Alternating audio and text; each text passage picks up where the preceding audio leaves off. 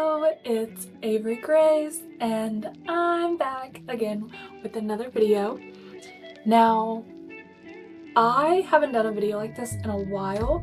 I really haven't been able to use my office space nearly as much as I want to. My life has been chaotic. Sometimes I'm like, I feel like I'm not doing enough, and then I realize I'm doing something every single day, and I'm kind of like trying to figure out what's more important, and it just has me all over the place. And I am trying so desperately to push through because I know this next chapter is about to be amazing. I know that the person I'm showing up to today is feeling bold and confident, and I'm not afraid to be vulnerable. If you haven't caught on to that yet. But now I'm accepting the fact that that is okay, and that's okay that I'm that way, because I think, I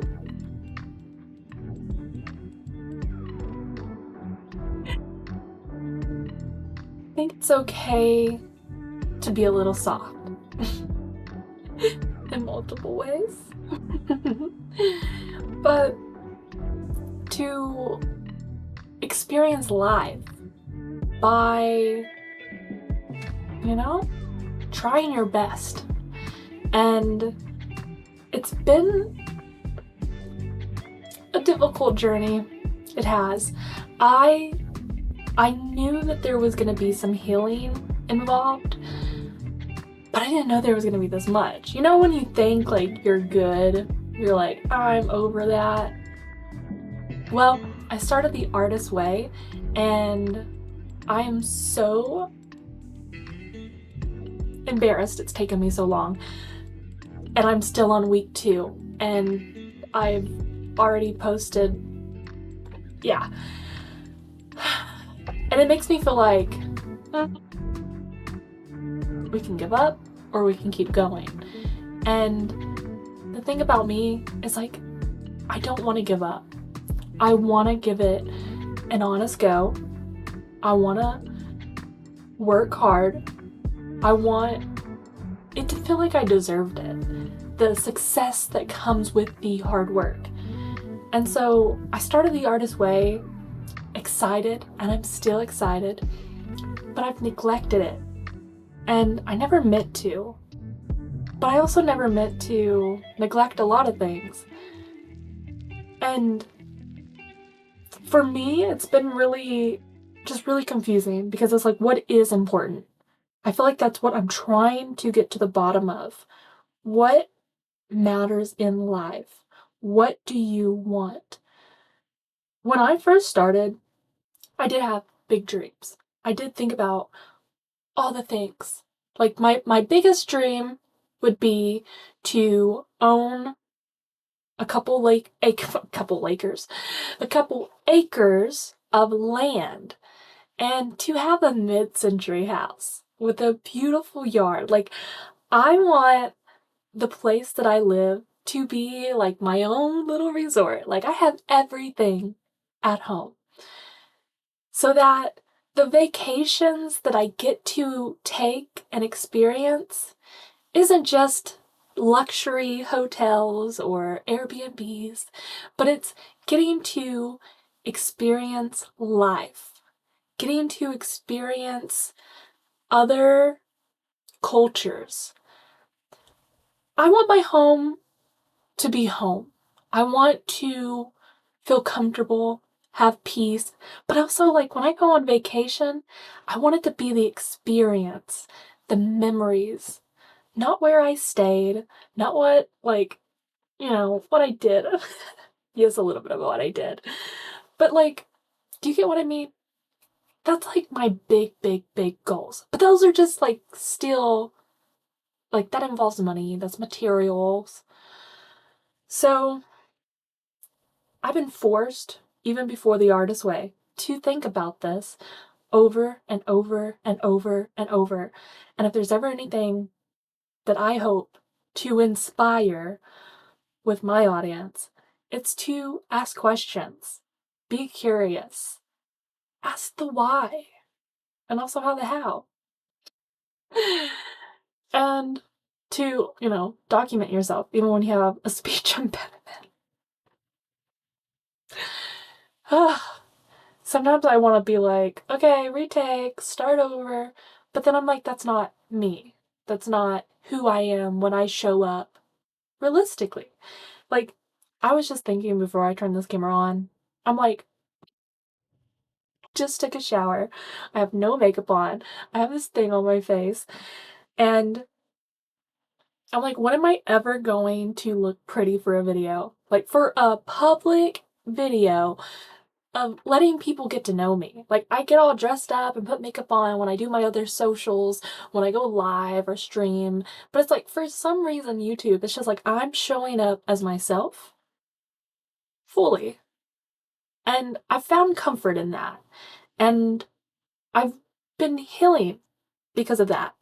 Because I'm not thinking, what do other people think about me? I'm thinking, what is my message I am trying to put out into the world?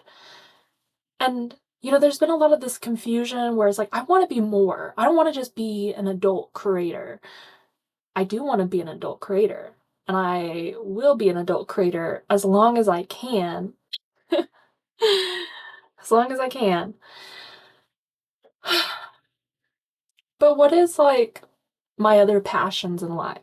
What is it that I want to do or create or be known for? I'm a person that enjoys deep thought. I enjoy deep conversations. I probably scare a lot of people off because I don't care for being fake. I don't care for this like I just met you and I'm gooning over you. Unless you're a fan doing that to me, then that makes sense, okay? But I'm a person that likes to figure people out. I like to figure out what you like so that I can use it against you.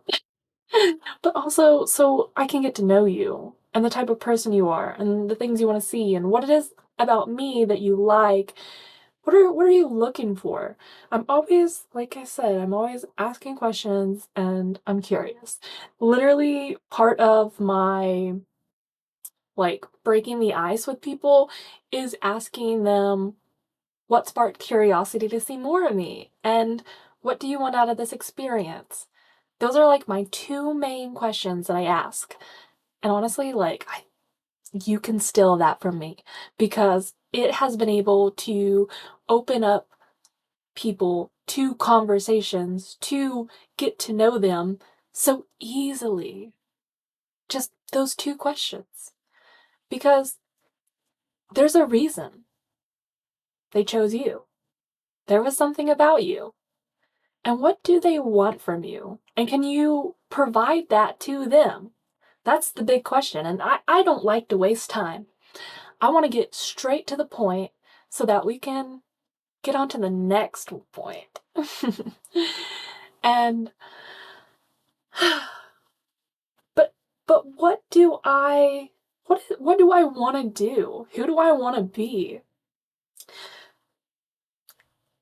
That's the question. And that's why I started on the artist way. I did not expect the artist way to be a therapy to some of the mental blockage I've been having that I was, I guess, ignoring. For example, I want to like say this because I'm kind of like, why did I hold on to that for so long? But also like, why didn't I like you just all I did was look at it from a different perspective, and I was like, oh yeah, that makes sense. But when I was in high school, when I was a sophomore, I was talking to the counselor about graduating early so that when I turned 18, I could move out.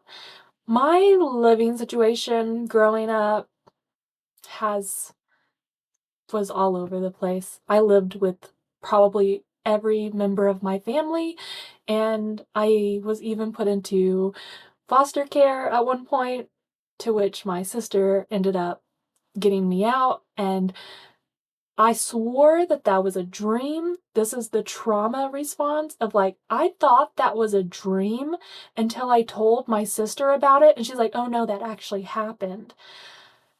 And so my entire childhood was like basically preparing me for turning 18 and getting to create the life that I want. Because, I mean, that's really what it is. And like, sometimes I have a hard time relating to people because I didn't really get to have a childhood and I was forced to grow up quickly. Did I have to graduate high school early? Oh, yeah, I didn't even think I got to that point. The whole reason I was talking to my counselor all of my sophomore year is because I was trying to get out of there. But I wanted to do it like the correct way. I didn't want to drop out and get my GED. I wanted to like actually graduate high school. And, I just explained my reason to why and how important it was to me. And like, I didn't even know what depression was at that point, but I'm pretty sure that I was depressed. But I was motivated because I knew that I was so close to breaking free from like all these statistics and expectations and just people that had doubts in me. And like, yeah, it just, it didn't really matter to me what people thought or like who my family was because I was not my family members. I was not this idea that they thought I was. And I still experience it today. Like, I have people from, I don't even know, places where I went to school for a couple years feel like they can hold that over me because of what I do now. And I'm like, I don't even know you. I, you may have been paying attention to me, but I was trying to graduate early so that I could start my life. And I did. I did that. And I went to night school and I graduated a year early, but I finished school in February. My birthday was in January, so I turned 18 in January. In February, I finished school, and by the end of February, I was moved out to a completely different zip code. And then I came back for prom, and I came back to walk the stage. But I don't really, like, have a lot of friends that I, like, grew up with that I really stay connected to. Not that I relate to. I mean, there's a few people that, like, I've had really good memories with, and I do consider them friends, but, like, life moves on, and you kind of, you grow into the person that you want to be, and I don't think that they ever really understood me. Maybe they did. I don't know. There's one friend I'm thinking in particular that was kind of a surprise to me because I didn't think she really liked me, but like she invited me on her family cruise and it was like my first experience. And I'm so thankful for that. Because then it like made me think, oh, I can also like go and do fun things and I don't have to ask permission. So that person I do hold near to my heart. And even though like we're definitely on different paths in lives, she means a lot to me. But I didn't really start making friends until about college. So, and then I met my best friend in college. And yeah, now I have a bunch of like people that I am surrounded by that I'm like, you guys are too smart for me.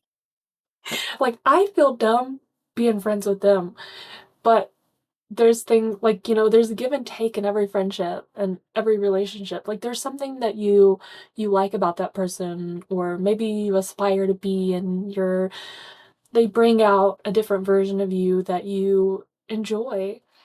And so I kind of just went on a story, but really what the point of this is, that's just the backstory. This is who I am as a person. I like to give context. But in high school, all of sophomore year, I spent talking to the counselor about what my plans were and going to night school and graduating early and like all of this. And like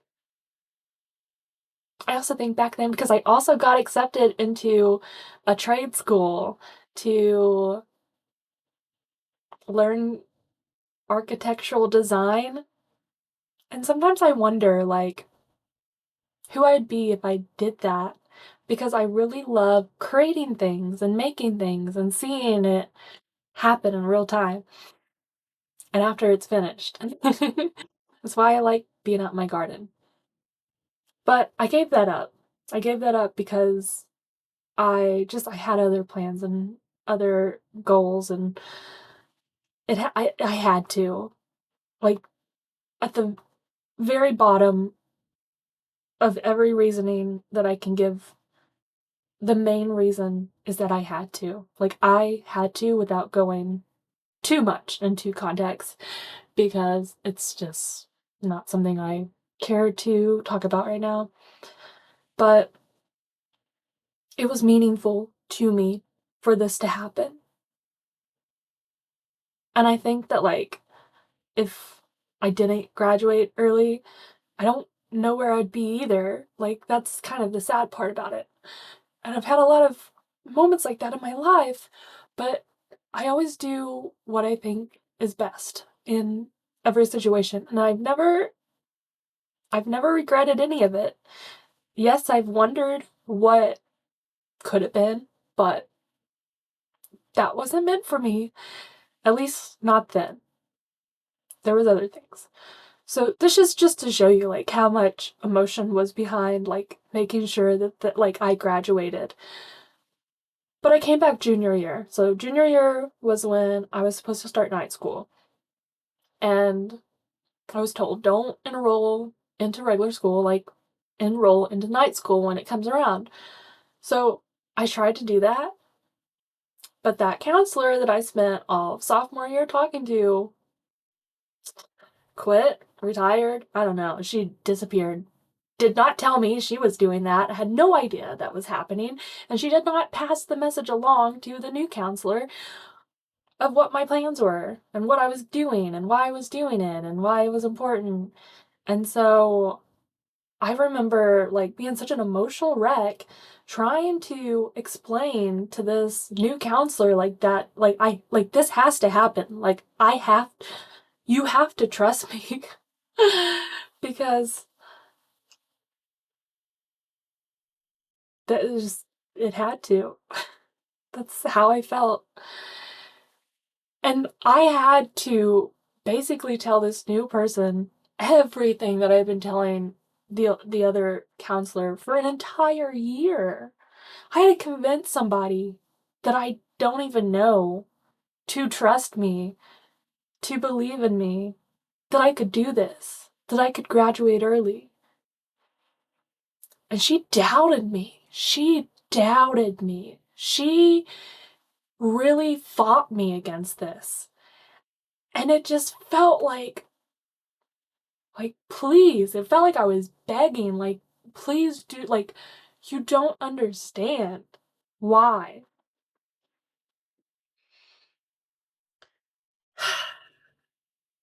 And because I don't give up, she gave me a chance. And she was like, we'll see how a month goes. We'll see what you can get done. And I went into night school with a plan. I was going to take all the homework I had to do home and all the materials that I needed to study for my test, and that I was only going to use the time that I was in school to test. And I was testing at least anywhere from like 2 to 4 tests a day. It was exhausting. And she was always checking in on me, making sure, how's it going? Still want to do this? Like, yep, it's all good. Still doing it. And I remember, like, I was almost finished. I almost had it wrapped up. Like, I was like, man, if I could finish everything right before Christmas break, that would feel amazing. And I tried. But, like, let's be honest, 2 years of school into one semester, that's a little crazy. So part of me started thinking about, okay, if she didn't challenge me, could I have pushed myself as hard as I did? I don't know. Maybe she was meant to come along and make me question how worth it was. And so I forgave her mentally. And I understood why it had happened that way. And I'm thankful that it happened that way. And I'm thankful for where I am at now and for what I have. And I'm trying to remember always that this present moment I won't get back, and that I do have to make it worth it, and I do have to do things that fill me with joy and that make me happy in this world. Because why does any of this matter if I'm not living my life? And so I'm okay not having the acreage yet. I'm okay not having that beautiful mid-century house. But what I do have is a much smaller, beautiful mid-century house that I am making my own, that's in a beautiful location next to neighbors that are so kind and sweet that I literally bake them stuff and they bake me stuff, and we talk, and I talk to all my neighbors.